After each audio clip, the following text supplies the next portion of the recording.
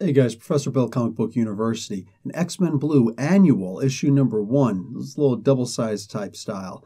And this is the Poison X storyline. It's going to be crossing over with Venom. The next issue to read will be in 2 weeks. It'll be X-Men Blue issue number 21. X-Men 20 dropped the same week. But now this is just the end of the cross-time capers. Anyway, I was pleasantly surprised with this issue. This was pretty good, all right?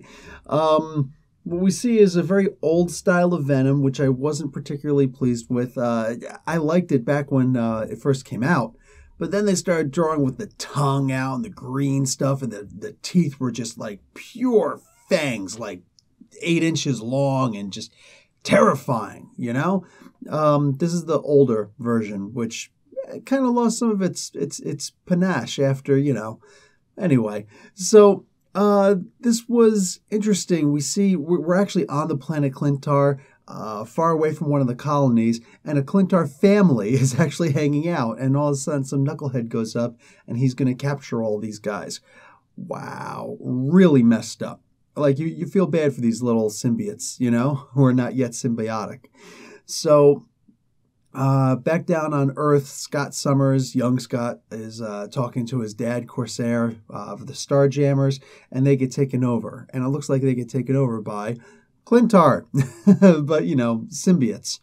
So what happens next is that they decide they got to go up into space and figure out what's going on up there, try and, you know, rescue his dad. But first, they're going to stop off and try and get a resident expert, and that's Venom himself. So he's saying, no, go away. Even though the symbiote is saying, yeah, dude, let's go. So they wind up attacking him. And just when he gets man enough to attack back, his symbiote puts him to sleep. Wow, interesting. Interesting. I did not see that coming.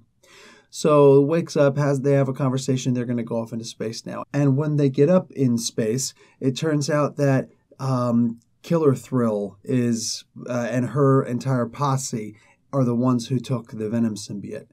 Wow, really? And this is, when you think about it, this is actually kind of perfect. You know, last time I seen her, I think, was Deadpool Back in Black. that was interesting. So seeing her back in this one, this is actually pretty cool. I'm going to give this comic book an A-.